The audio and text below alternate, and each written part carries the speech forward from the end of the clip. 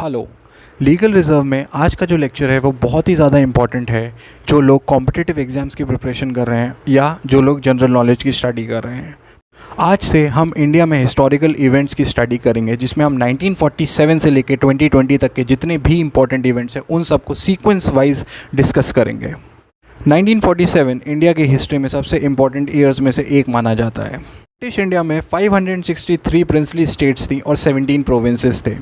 1947 के अगस्त में ब्रिटिशर्स ने इंडिया और पाकिस्तान का डिवीज़न किया था। पाकिस्तान का डिवीज़न वेस्ट पाकिस्तान और ईस्ट पाकिस्तान में हुआ था और पाकिस्तान से पार्टीशन के बाद मोर देन 35 लाख सिख्स और हिंदूज़ इंडिया वापस आए थे फियरिंग कम्युनल वायलेंस।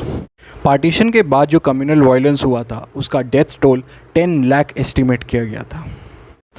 1947 अक्टूबर में इंडिया की फर्स्ट वॉर हुई थी पाकिस्तान के साथ, जिसमें north west frontier of Pakistan की आर्मी ने जम्मू एंड कश्मीर पे अटैक कर दिया था, जिसके बाद राजा हरी सिंह जो थे वो इंडिया से हेल्प मांगने आए थे। इंडिया ने हरी सिंह की हेल्प करने से पहले कुछ कंडीशंस रखी थी, जिसका एक पार्ट था कि कश्मीर जो है जम्मू एंड कश्मीर वो इंडिया का पार्ट बनेगा।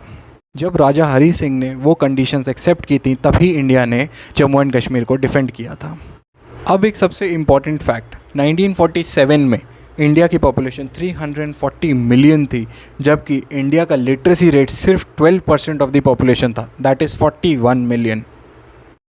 1948 का सबसे सैड इवेंट था महात्मा गांधी का असासिनेशन, जिसको नाथुराम विनायक गोडसे ने जनवरी 30 को किया था। 1948 में इंडिया की जो फ़ाइट थी वो पाकिस्तान के साथ कंटिन्यूएशन में थी, बिकॉज अब पाकिस्तान की रेगुलर आर्मी भी फ़ाइट में इन्वॉल्व हो चुकी थी। 1949 1 जनवरी को इंडिया की पाकिस्तान के साथ वॉर एंड हो गई थी, बिकॉज यूएन ने एक सीज़ फायर नेगोशिएट किया था। ये यूएन का जो इंट्रूजन था इसको आज के टाइम पे भी काफ़ी सारे पॉलिटिशियंस डिबेट में लाते हैं, बिकॉज वो यूएन का इन्वॉल्वमेंट इस मैटर में इररेलेवेंट मानते हैं। नवंबर 26 को इसी साल the constitution of India was adopted by the constituent assembly. 1949 का एक इम्पॉर्टेंट फैक्ट, इंडिया रिमेन्ड अ डोमिनियन टिल 1950। ये डोमिनियन क्या होता है ये हम एक बार डिस्कस कर लेते हैं। डोमिनियन बेसिकली वो ऑटोनॉमस कम्युनिटी होती थी अंडर ब्रिटिश एम्पायर जो इक्वल इन स्टेटस होती थी, but still it had an allegiance to the crown. India was a dominion till 1950 and Pakistan was a dominion till 1956। India ने 1949 में 1 मिलियन हिंदू रेफ्यूजीज़ को west Bengal और other states में record किया था फ्रॉम ईस्ट पाकिस्तान, जिसको आज के टाइम पे बांग्लादेश बोला जाता है। नाउ अब 1950 के इवेंट्स देख लेते हैं। 1950 में जनवरी 24 को कॉन्स्टिट्यूएंट असेंबली ने जन गण मन को as a national anthem adopt किया था। जन गण मन को रविंद्रनाथ टैगोर ने बंगाली में लिखा था, जिसको बाद में हिंदी में ट्रांसलेट किया गया था। नेशनल एंथम अडॉप्ट करने के 2 दिन बाद, दैट इज़ 26 जनवरी, इंडिया ने अपना नया कॉन्स्टिट्यूशन अडॉप्ट किया था एट 10:18 AM। कॉन्स्टिट्यूशन अडॉप्ट करने के बाद इंडिया का स्टेटस रिपब्लिक हो गया था from a dominion. Constitution adopt करने के कुछ ही मिनट्स बाद, दैट इज़ 10:24 AM पे, doctor Rajendra Prasad swore in as the first president of India. जो हमारा कॉन्स्टिट्यूशन था that was hand written in Hindi and in English. एक सबसे इम्पॉर्टेंट फैक्ट ये था कि कॉन्स्टिट्यूशन ऑफ इंडिया को साइन किया था कॉन्स्टिट्यूएंट असेंबली के मेंबर्स ने ऑन 24 जनवरी 1950। अब 1952 के इम्पॉर्टेंट इवेंट्स। सबसे पहला इवेंट जो 1952 में हुआ था वो ये था कि इंडिया में सबसे पहले जनरल इलेक्शंस हुए थे, जिसका टर्नआउट रेट था 60%।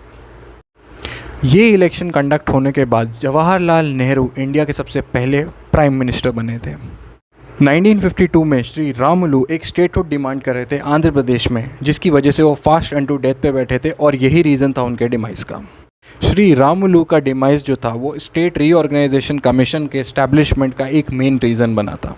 1953 का एक सबसे इम्पॉर्टेंट इवेंट था स्टेट रीऑर्गेनाइजेशन कमीशन का एस्टैब्लिशमेंट, जो 22 दिसंबर 1953 को एस्टैब्लिश किया गया था। 1954 में जम्मू एंड कश्मीर का एक्सेशन टू इंडिया जो था वो रेटिफाई कर दिया था स्टेट्स कॉन्स्टिट्यूएंट असेंबली ने, और फिर जम्मू एंड कश्मीर इंडिया का एक इंटीग्रल पार्ट बन गया।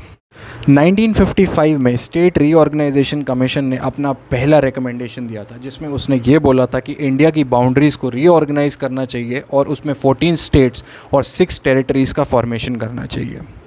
तो ये हमारा first part of the video था, जिसमें हमने पोस्ट इंडिपेंडेंस 1947 से 1955 तक के इम्पॉर्टेंट इवेंट्स को डिस्कस किया है।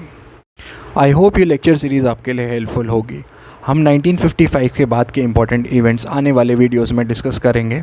If you have any comments please let me know. So this is it. Thank you very much.